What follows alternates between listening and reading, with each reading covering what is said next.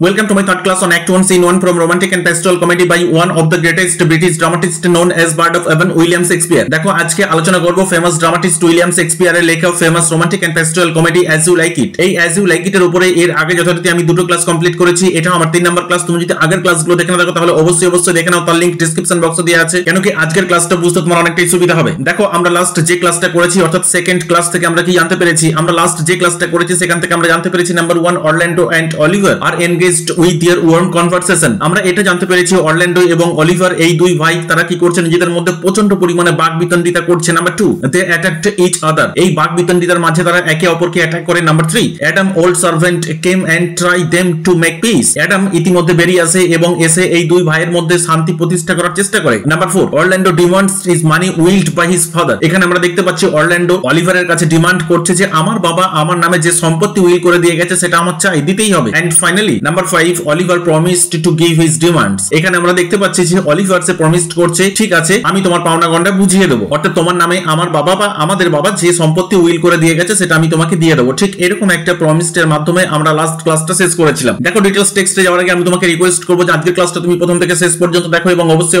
তুমি চ্যানেলটা সাবস্ক্রাইব করে এর বেল আইকন প্রেস করে রাখো। কেন কি তোমার সিলেবাসে প্রেসক্রাইব করা প্রত্যেকটা টেক্সটের ক্লাস তুমি প্রতিনিয়ত এখান থেকে পেয়ে যাবে। এছাড়া আমার এখান থেকে ইউজি এবং পিজির অনলাইন গাইডেন্স প্রোভাইড করা হয়ে থাকে। ইউজির ক্ষেত্রে কোন কোন ইউনিভার্সিটি অনলাইন গাইডেন্স প্রোভাইড করা হয়ে থাকে সেটা তুমি স্ক্রিনে দেখতেই পাচ্ছ। পাশাপাশি পিজির ক্ষেত্রে কোন কোন ইউনিভার্সিটি অনলাইন গাইডেন্স প্রোভাইড করা হয়ে থাকে সেটাও তুমি দেখতে পাচ্ছ। যদি তোমার অনলাইন গাইডেন্সের প্রয়োজন হয় তাহলে ডেসক্রিপশন বক্সে এবং স্ক্রিনে যে কন্টাক্ট ডিটেইলস দেওয়া আছে তার মাধ্যমে যোগাযোগ করতে পারো। এখানে একটা কথা বলে রাখি, নেক্সট সেমিস্টারের জন্য এখন থেকেই অ্যাডমিশন নেওয়া শুরু হয়ে গেছে। তুমি যদি নেক্সট সেমিস্টারের জন্য অনলাইন গাইডেন্স নিতে চাও তাহলে অবশ্যই তুমি কন্টাক্ট করতে পারো। So let's come to the text. দেখো দ্য টেক্সট অ্যাক্ট 1 সিন 1। আমরা অলরেডি এই অ্যাক্ট 1 সিন 1 এর উপরে লাস্ট দুটো ক্লাস কমপ্লিট করেই ফেলেছি। এটা আমাদের 3 নাম্বার ক্লাস। এখানে আমরা কি দেখতে পাচ্ছি, আমরা লাস্ট ক্লাস থেকে এটা জানতে পেরেছি যে এর যে সেটিংসটা রাখা হয়েছে সেটা হচ্ছে অর্চার্ড নিয়ার অলিভারস হাউস, অর্থাৎ অলিভারের বাড়ির পাশেই যে অর্চার্ড আছে যে গার্ডেন আছে সেখানের সেটিংস রাখা হয়েছে। অলিভার বলছে কি বলছে, হোয়াট উইল্ট দাউ ডু। আমরা লাস্ট ক্লাসটা শেষ করেছিলাম এরকম ভাবে যে অরল্যান্ডো সে তার ডিমান্ড রাখছে তার দাদা অলিভারের কাছে। তো অলিভার তখন বলছে অরল্যান্ডোকে হোয়াট উইল্ট দাউ ডু, তুমি তোমার এই টাকা পয়সা নিয়ে কি করবে, বেগ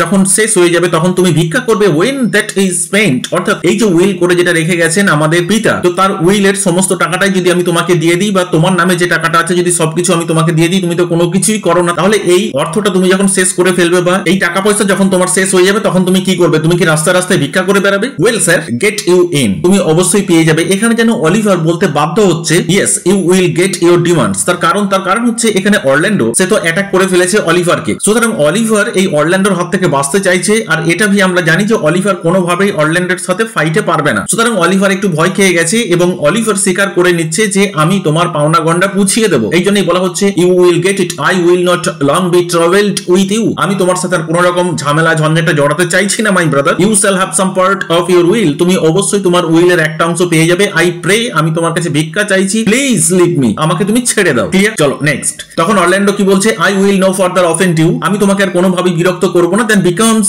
মি অফ মাই গুড, আমি যদি আমার পাওনা গন্ডা বুঝে পেয়ে যাই যেটা আমার পিতা আমার নামে উইল করে দিয়ে গেছেন, আমি যদি সেটা পেয়ে যাই তাহলে তোমার সাথে আমি কোনোভাবেই আর এই ঝামেলাতে জড়াতে যাব না বা তোমাকে বিরক্ত করব না। এখানে অফেন্ড মিন্স বিরক্ত করা। তখন অলিভার কি বলছে অ্যাডামকে, get you with him you all dog, তুমি এক্ষুনি বেরিয়ে যাও এর সাথে। এখানে হঠাৎ করে অ্যাডাম কি করে চলে এলো, আমরা লাস্ট ক্লাসে এটা দেখেছিলাম যে অ্যাডাম সে জঙ্গল থেকে বেরিয়ে আসছে, আই মিন যেখানে সে লুকিয়েছিল তার সেই সিক্রেট প্লেস সেখান থেকে বেরিয়ে আসছে এবং বেরিয়ে এসে অলিভার এন্ড অরল্যান্ডোর মধ্যে যে বাকবিতন্ডিতা চলছে এদেরকে শান্ত করার চেষ্টা করছে। তখনই অলিভার যে প্রচন্ড রেগে গেছে এই অ্যাডামকে দেখে, তখন বলছে বুড়ো ভাম তুমি এখান থেকে বেরিয়ে যাও এবং একে নিয়ে যাও, অর্থাৎ অরল্যান্ডোকে তুমি নিয়ে যাও এখান থেকে। অ্যাডাম তখন অবাক হয়ে গেছে, এইজ ওল্ড ডগ মাই রিওয়ার্ড, এটাই কি আমার পুরস্কার? Most true I have lost my faith in your service, আমি সারা জীবনটা তোমাদের সার্ভিসে নিজেকে উৎসর্গ করে দিলাম আর ফাইনালি কিনা এরকম একটা পুরস্কার আমার জন্য অপেক্ষা করছিল, এটা আমি বুঝতেই পারিনি। তুমি আজকে আমাকে বললে বুড়ো ভাম, God be with my old master, ঈশ্বর আমার মালিকের আত্মাকে যেন শান্তিতে রাখে, তিনি যেন শান্তিতে থাকেন। He would not have spoke such a word, আমি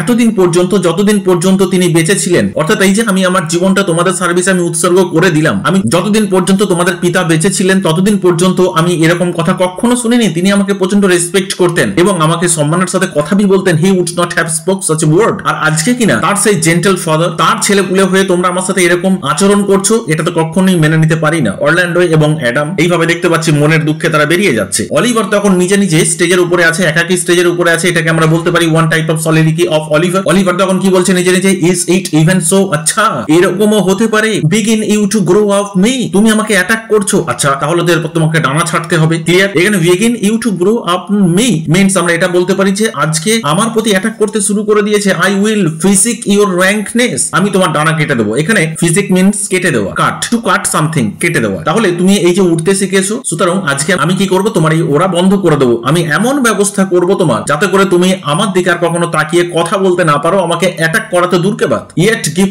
no 1000 crowns either, double negative. এখানে অলিভার বলছে একটা টাকা পয়সাও তোমাকে দেবো না। এবার চিৎকার করে ডেনিসকে ডাকছে, হ্যালো ডেনিস। এখানে হলা মিন্স হচ্ছে হ্যালো। ক্লিয়ার? তাহলে দেখতে পাচ্ছি আমরা ডেনিস এসে এখানে স্টেজে প্রবেশ করছে। ডেনিস তখন এসে কি বলছে, কলস ইওর ওরসিফ, হুজুর আপনি আমাকে ডাকছিলেন। অলিভার তখন বলছেন, আচ্ছা তুমি আমাকে একটা কথা বলো তো, was not Charles the Duke's wrestler here to speak with me? আচ্ছা চার্লস কি এখানে এসছে, ডিউকের যিনি রেসলার তিনি কি এখানে এসছেন? এখানে রেসলার মিন্স হচ্ছে যিনি কুস্তি করে থাকেন আর কি, তিনি কি এসছেন? আমার সাথে তো দেখা করার কথা ছিল, তাকে যে আমি ডেকে পাঠিয়েছিলাম সে কি এসছে? ডেনিস। ক্লিয়ার? চলো নেক্সট। তখন ডেনিস কি বলছে, so please you, I am happy to inform you, আমি এটা আনন্দের সাথে আপনাকে জানাচ্ছি, he is here at the door, উনি এসে গেছেন এবং উনি দরজার সামনেই দাঁড়িয়ে আছেন, উনি অপেক্ষা করছেন, উনি অপেক্ষারত অবস্থায় আছেন। ইম্পর্টিউন্স অ্যাক্সেস টু ইউ, এবং তিনি রিকোয়েস্ট করেছেন যাতে করে সে আপনার সাথে দেখা করতে পারে। এখানে ইম্পর্টিউন্স বা ইম্পর্টিউন্স কথার অর্থ হচ্ছে রিকোয়েস্ট করা। অ্যাক্সেস টু ইউ, যাতে করে সে আপনার সাথে দেখা করতে পারে, সে আমার কাছে এটা রিকোয়েস্ট ভি করেছে। অলিভার তখন বলছে, কল হিম ইন, এক্ষুনি তাকে ডেকে নিয়ে এসো। এটা যখনই অলিভার বলে দিয়েছে এক্ষুনি তাকে ডেকে নিয়ে এসো, ডেনিস দেখতে পাচ্ছি বেরিয়ে যাচ্ছে এবং এখানে অলিভার একাই আছে স্টেজের উপরে। অলিভার তখন কি বলছে, it will B a good, আচ্ছা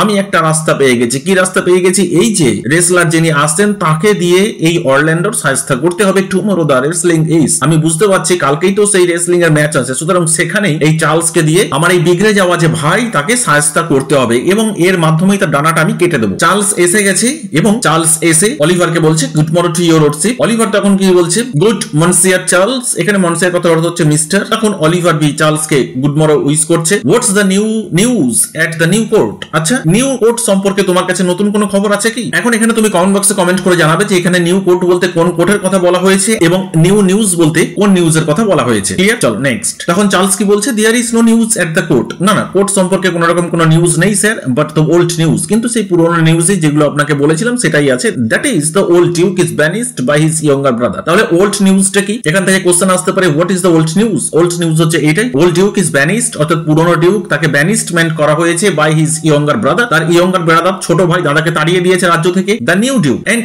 3 or 4 loving lords have put themselves into voluntary exile with him, এবং সেই যে ওল্ড ডিউক যাকে কিনা ব্যানিশড করা হয়েছে তার সাথে 3 থেকে 4 জন লর্ডস ভলান্টারি রিটায়ারমেন্ট নিয়েছেন বা তারা भी স্বেচ্ছায় আমাদের ওল্ড ডিউকের সাথে পালিয়ে গেছেন এই রাজ্য ছেড়ে। হুজ ল্যান্ডস এন্ড রেভিনিউজ, আর এই যে 3 or 4 লাভিং লর্ডস যারা কিনা এই ওল্ড ডিউকের সাথে চলে গেছে এই রাজ্য ছেড়ে, তাদের যে ল্যান্ডস ছিল, তাদের যে রেভিনিউজ ছিল, অর্থাৎ সম্পদ টম্পদ যাই ছিল, এনরিচ দ্য নিউ ডিউক, সেগুলো সবই ক্যাপচার করে নিয়েছে কে? New duke. এবং নিউ ডিউক এগুলো ক্যাপচার করে কি করেছে? Therefore he gives them good leave to wander. Actually এই সমস্ত ল্যান্ডস এন্ড রেভিনিউজ যেগুলো কিনা ক্যাপচার করে নিয়েছেন, যেগুলো করায়ত্ত করেছেন এই নিউ ডিউক, সেগুলো কি করেছেন? তার যারা ফেভারিট তাদেরকে তিনি গিফট হিসেবে দিয়ে দিয়েছেন। ক্লিয়ার? এই কথাটা শোনার পরে অলিভার কি বলছে, can you tell if Rosalind, তুমি কি বলতে পারো চার্লস যে রোজালিন্ড যিনি কিনা দ্য ডিউকস ডটার, অর্থাৎ ওল্ড ডিউকের যিনি daughter, be banished with her father, তাকেও কি ব্যানিশড করা হয়েছে তার বাবার সাথে, না তাকে ব্যানিশড করা হয়নি? সে এখন বর্তমান টাইমে আছে কোথায়? তিনি কি এখনো পর্যন্ত রাজদরবারে আছেন? অর্থাৎ Rosalind the daughter of old duke, সে কি এখনো পর্যন্ত রাজদরবারে আছে কি তার পিতার সাথে তাকে বি ব্যানিশড করা হয়েছে বাই নিউ ডিউক? ক্লিয়ার? দেখা যাক